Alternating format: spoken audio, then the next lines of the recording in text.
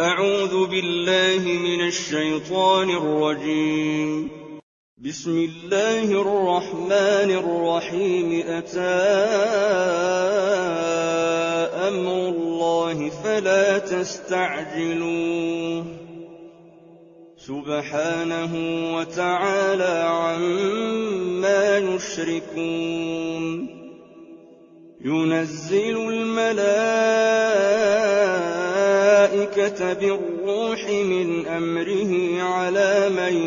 يشاء من عباده أن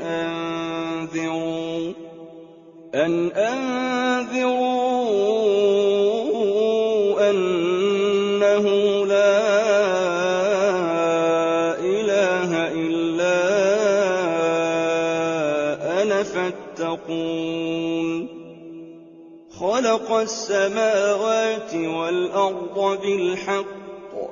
تعالى عما يشركون. خلق الإنسان من نطفة فإذا هو خصيم مبين. والأنعام خلقها لكم فيها دفء ومنافع ومنها تأكلون. ولكم فيها جمال حين تريحون وحين تسرحون. وتحمل أثقالكم إلى بلد لم تكونوا بالغيه إلا بشق الأنفس إن ربكم لرءوف رحيم.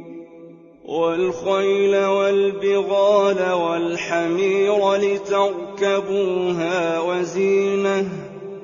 ويخلق ما لا تعلمون. وعلى الله قصد السبيل ومنها جائر ولو شاء لهداكم أجمعين. هو الذي أنزل من السماء ماء لكم منه شراب ومنه شجر فيه تسيمون. ينبت لكم به الزرع والزيتون والنخيل والأعناب ومن كل الثمرات إن في ذلك لآية لقوم يتفكرون. وسخر لكم الليل والنهار والشمس والقمر والنجوم مسخرات بأمره إن في ذلك لآيات لقوم يعقلون. وما ذرأ لكم في الأرض مختلفا ألوانه إن في ذلك لآية لقوم يذكرون. وهو الذي سخر البحر لتأكلوا منه لحما طريا وتستخرجوا منه حلية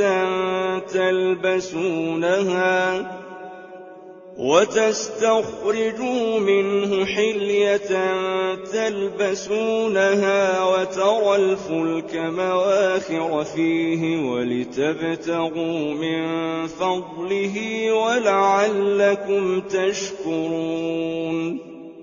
وألقى في الأرض رواسي أن تميد بكم وأنهارا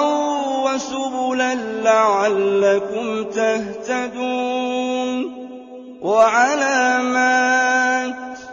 وبالنجم هم يهتدون.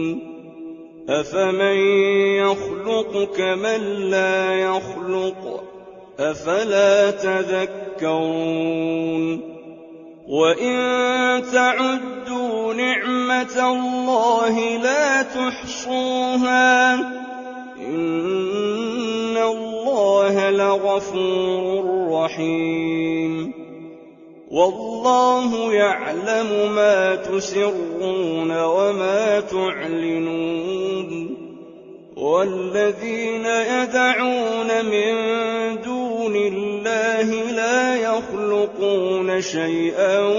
وَهُمْ يُخْلَقُونَ أَمْوَاتٌ غَيْرُ أَحْيَاءٍ وَمَا يَشْعُرُونَ أَيَّانَ يُبْعَثُونَ إِلَٰهُكُمْ إِلَٰهٌ وَاحِدٌ فَالَّذِينَ لَا يُؤْمِنُونَ بِالْآخِرَةِ قُلُوبُهُم مُّنكِرَةٌ وَهُم مُّسْتَكْبِرُونَ لَا جَرَمَ أَنَّ اللَّهَ يَعْلَمُ مَا يُسِرُّونَ وَمَا يُعْلِنُونَ إِنَّهُ لَا يُحِبُّ الْمُسْتَكْبِرِينَ وَإِذَا قِيلَ لَهُم مَّاذَا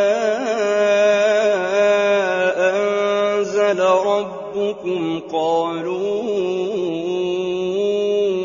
أَسَاطِيرُ الْأَوَّلِينَ لِيَحْمِلُوا أَوْزَارَهُمْ كَامِلَةً يَوْمَ الْقِيَامَةِ وَمِنْ أَوْزَارِ الَّذِينَ يُضِلُّونَهُم بِغَيْرِ عِلْمٍ ۗ أَلَا سَاءَ مَا يَزِرُونَ قَدْ مَكَرَ الَّذِينَ مِن قَبْلِهِمْ فَأَتَى اللَّهُ بُنْيَانَهُم مِّنَ الْقَوَاعِدِ فَخَرَّ عَلَيْهِمُ السَّقْفُ مِن فَوْقِهِمْ وَأَتَاهُمُ الْعَذَابُ مِنْ حَيْثُ لَا يَشْعُرُونَ ثُمَّ يَوْمَ الْقِيَامَةِ يُخْزِيهِمْ وَيَقُولُ أَيْنَ شُرَكَائِيَ الَّذِينَ كُنتُمْ تُشَاقُّونَ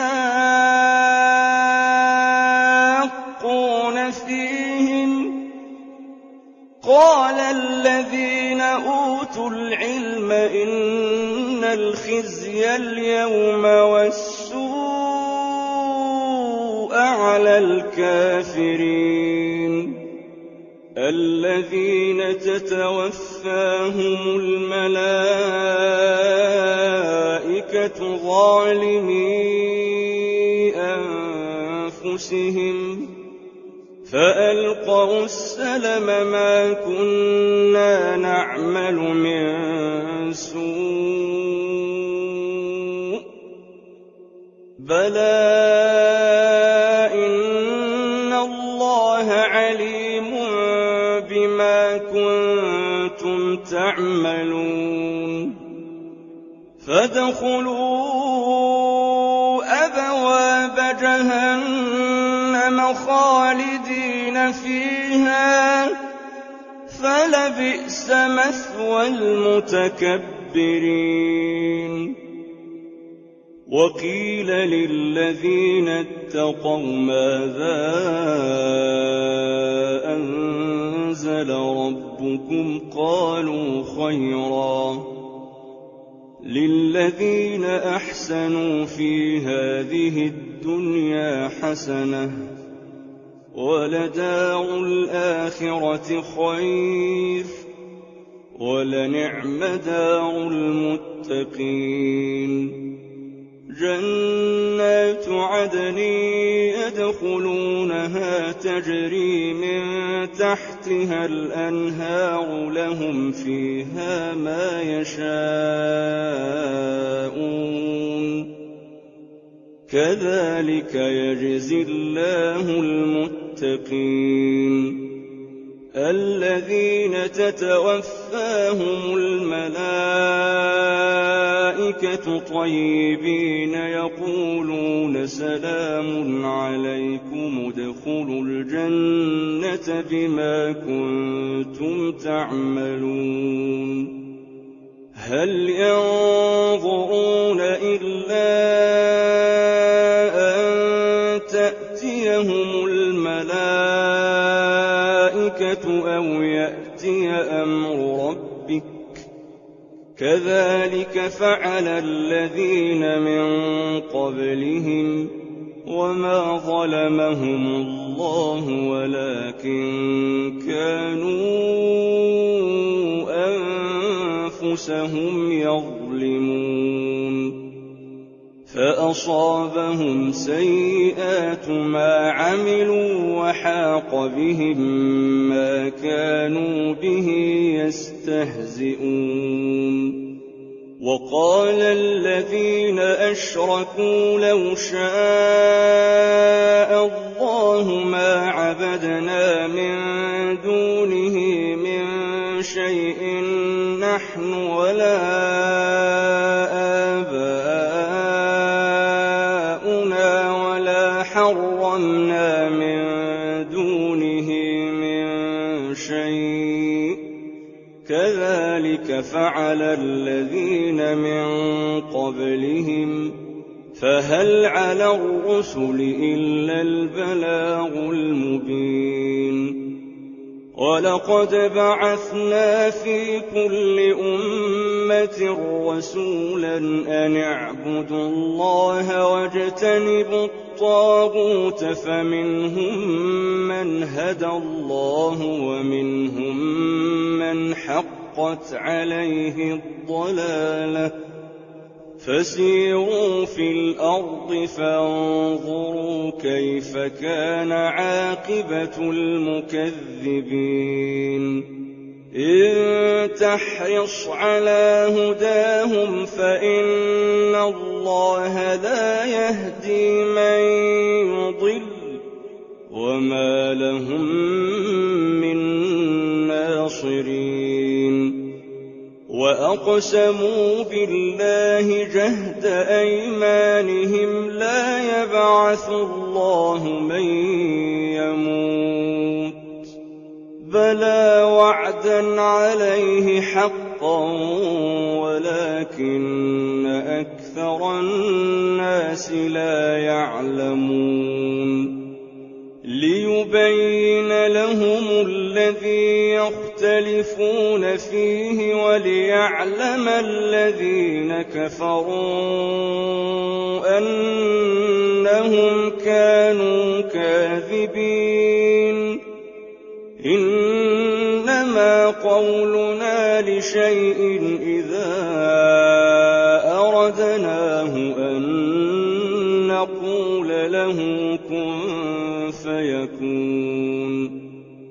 والذين هاجروا في الله من بعد ما ظلموا لنبوئنهم في الدنيا حسنة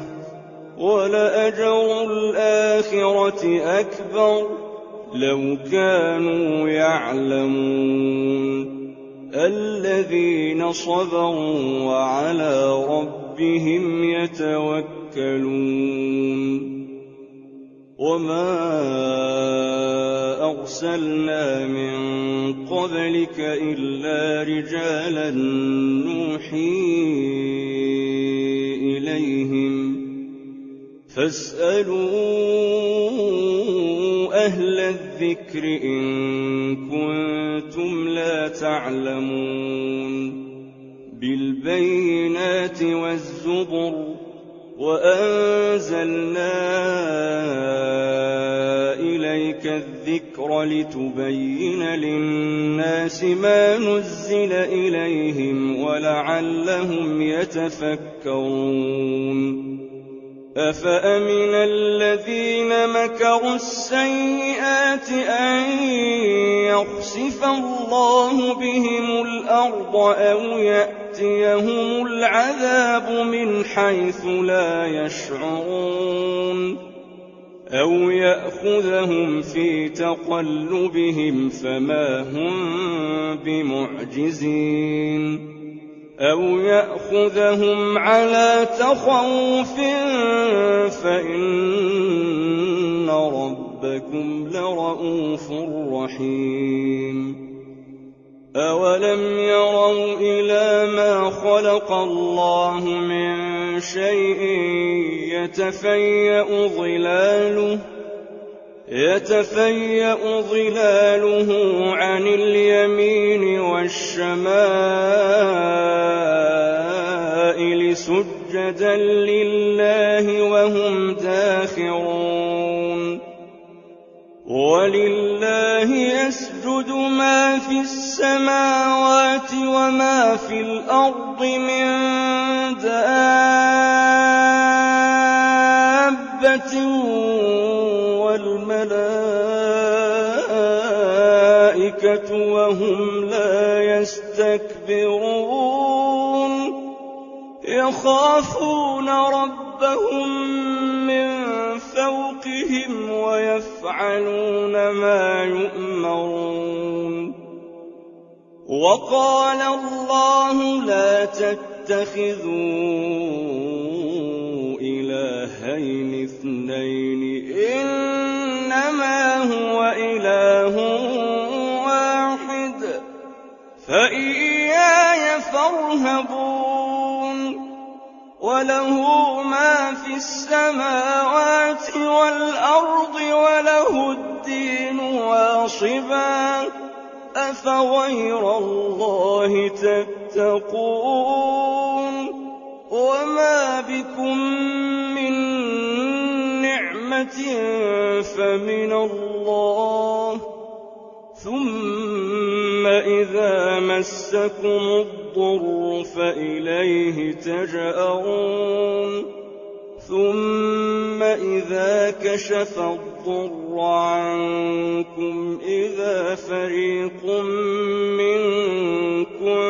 بربهم يشركون ليكفروا بما آتيناهم فتمتعوا فسوف تعلمون ويجعلون لما لا يعلمون نصيبا مما رزقناهم تالله لتسألن عما كنتم تفترون ويجعلون لله البنات سبحانه ولهم ما يشتهون وإذا بشر أحدهم بالأنثى ظل وجهه مسودا وهو كظيم يتوارى من القوم من سوء ما بشر به أيمسكه على هون أم يدسه في التراب ألا ساء ما يحكمون للذين لا يؤمنون بالآخرة مثل السوء ولله المثل الأعلى وهو العزيز الحكيم ولو يؤاخذ الله الناس بظلمهم ما ترك عليها من دابة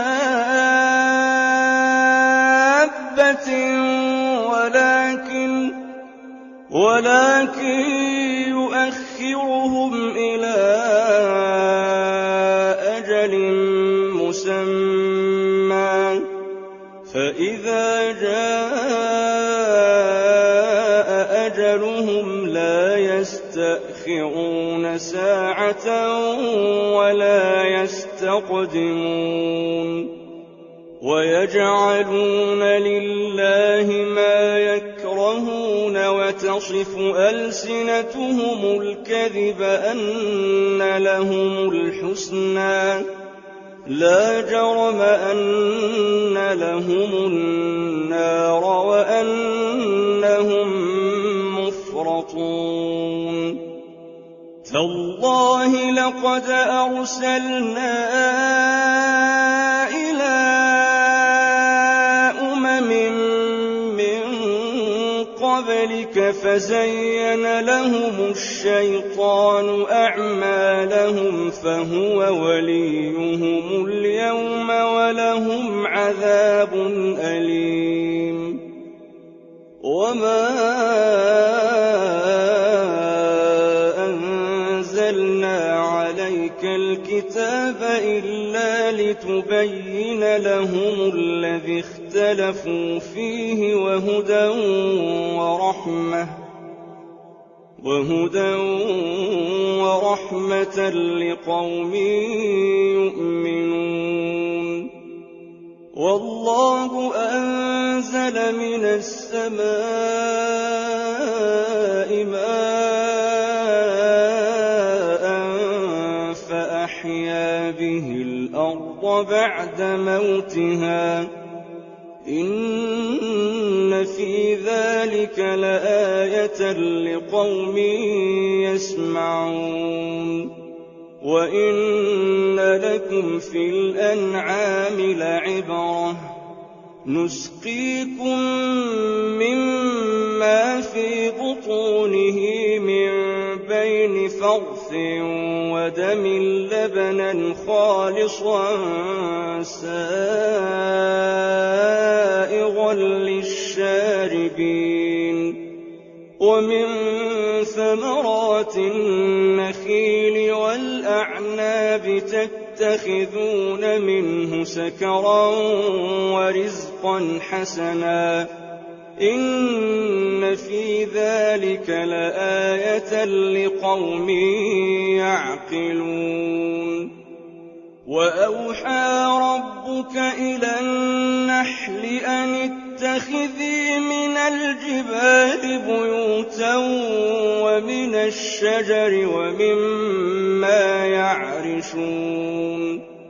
ثم كلي من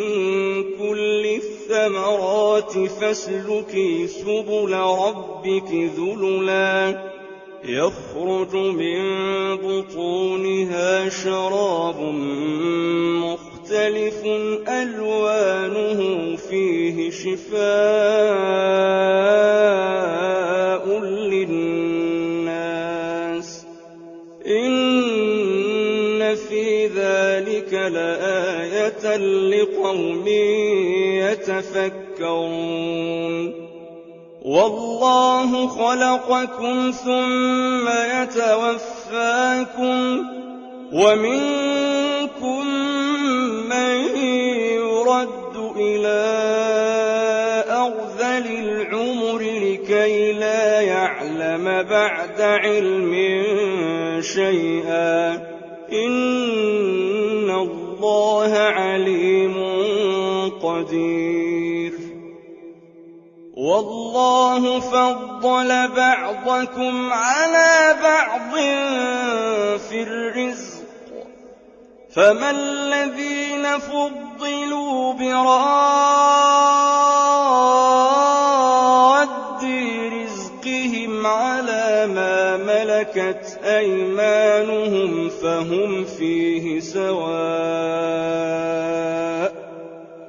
أفبنعمة الله يجحدون والله جعل لكم من أنفسكم أزواجا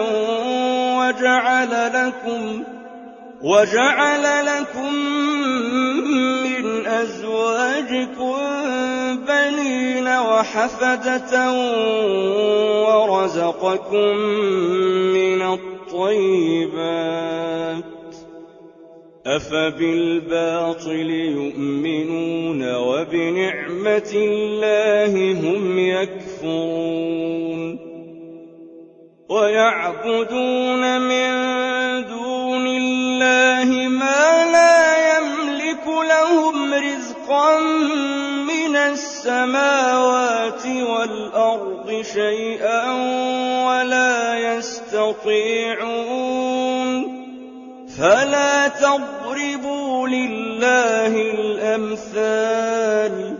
إن الله يعلم وأنتم لا تعلمون ضرب الله مثلا عبدا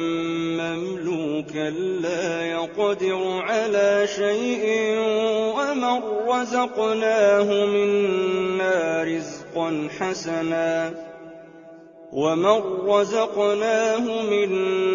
رزقا حسنا فهو ينفق منه سرا وجهرا هل يستوون الحمد لله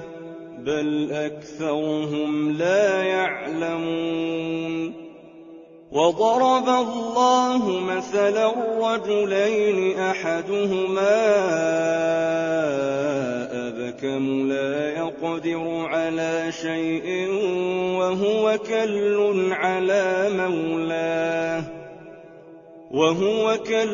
على مولاه أينما يوجهه لا يأت بخير هل يستوي هو ومن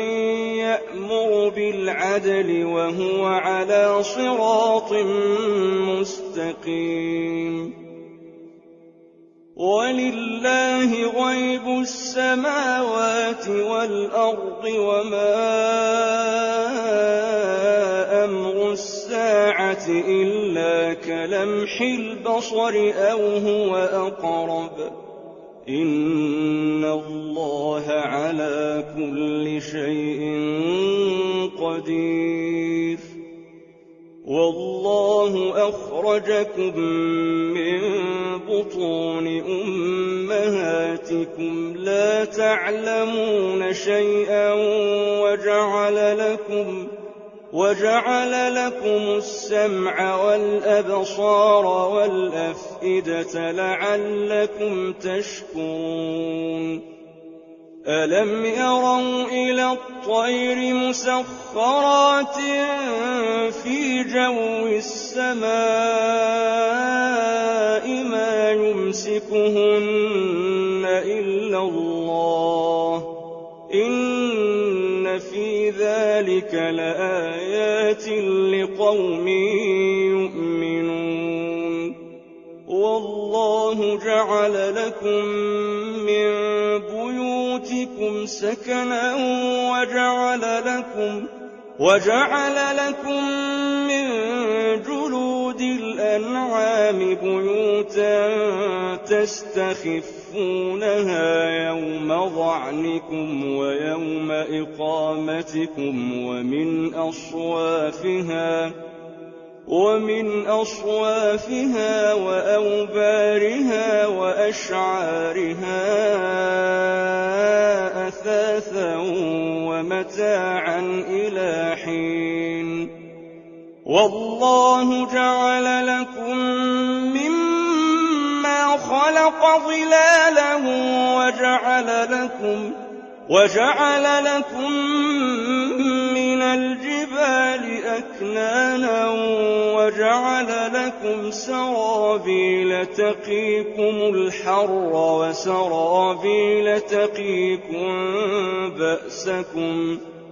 كذلك يتم نعمته عليكم لعلكم تسلمون فإن تولوا فإنما عليك البلاغ المبين يعرفون نعمة الله ثم ينكرونها وأكثرهم الكافرون ويوم نبعث من كل أمة شهيدا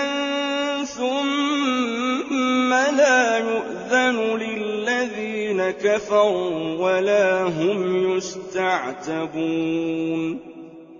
وإذا رأى الذين ظلموا العذاب فلا يخفف عنهم ولا هم ينظرون وإذا رأى الذين أشركوا شركاءهم قالوا ربنا هؤلاء شركاؤنا الذين كنا ندعو من دونك فألقوا إليهم القول إنكم لكاذبون وألقوا إلى الله يومئذ السلم وضل عنهم ما كانوا يفترون الذين كفروا وصدوا عن سبيل الله زدناهم عذابا فوق العذاب بما كانوا يفسدون ويوم نبعث في كل أمة شهيدا عليهم من أنفسهم وجئنا بك شهيدا على هؤلاء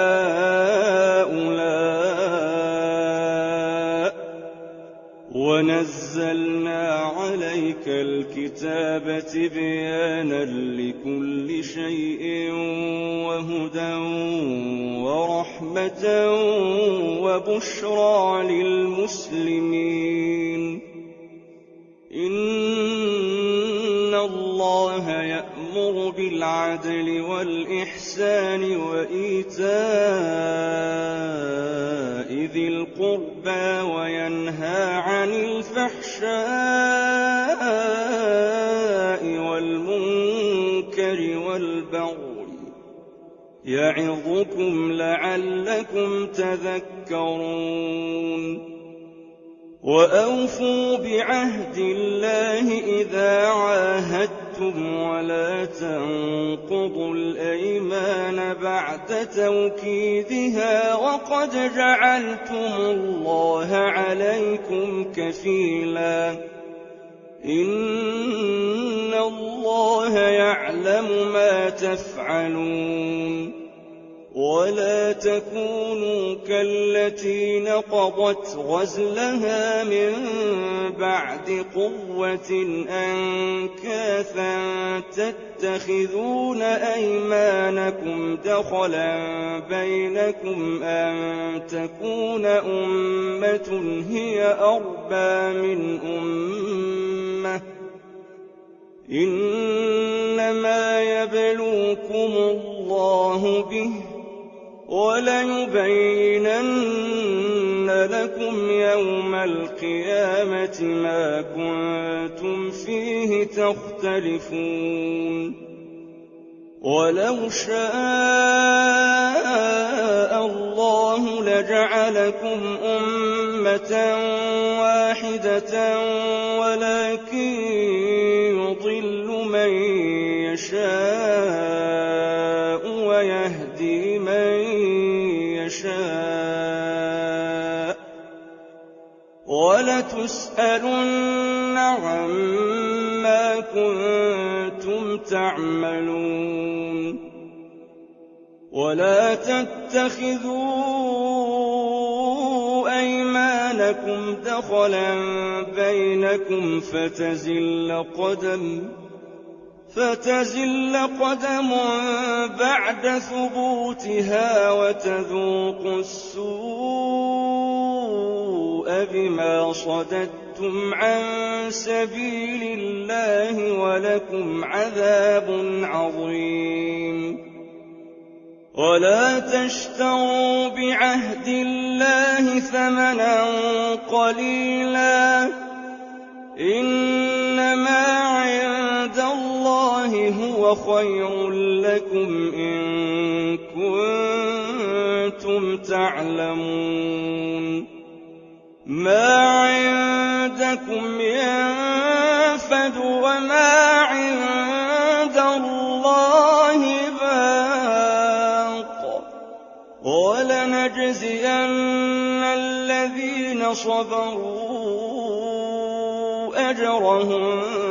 بأحسن ما كانوا يعملون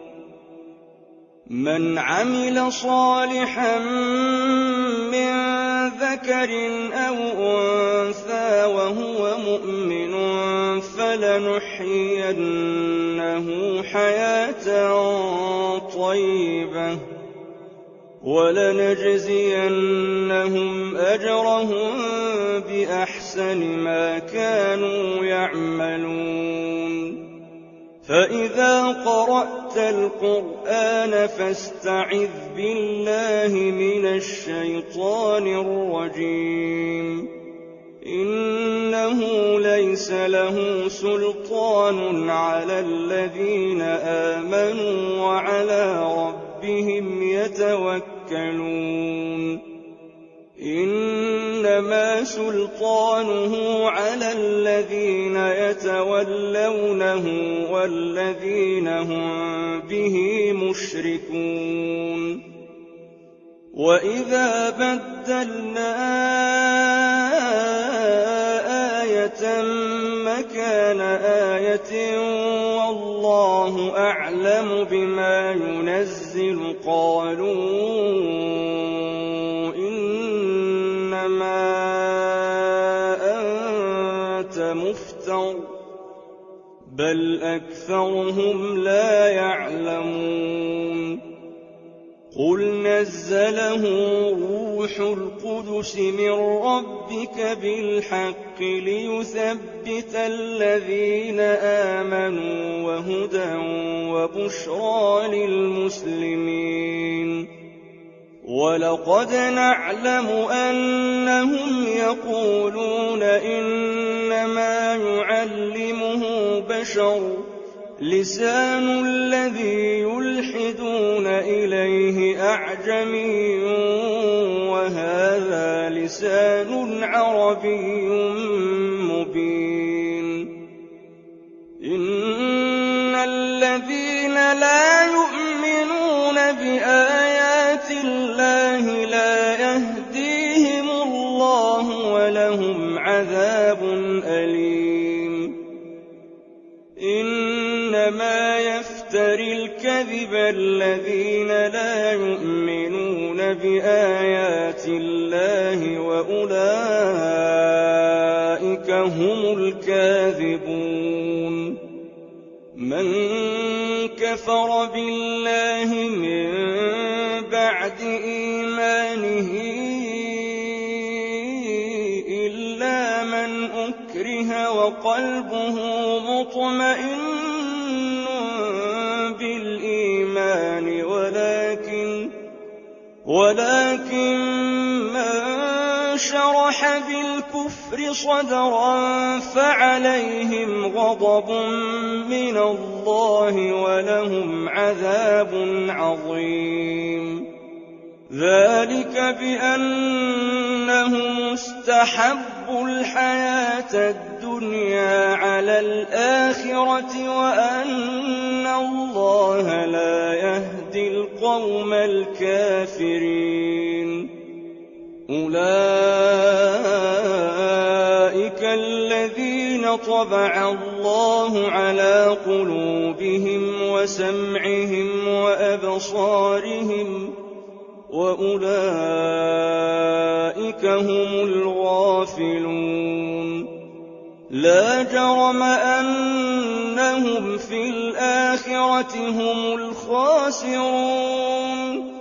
ثم إن ربك للذين هاجروا من بعد ما فتنوا ثم جاهدوا وصبروا إن ربك من بعدها لغفور رحيم يوم تأتي كل نفس نفس تجادل عن نفسها وتوفى كل نفس ما عملت وهم لا يظلمون وضرب الله مثلا قرية كانت آمنة مطمئنة يأتيها رزقها رغدا من كل مكان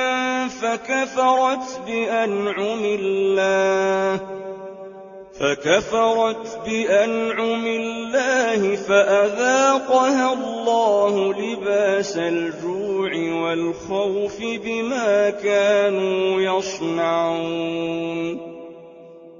ولقد جاءهم رسول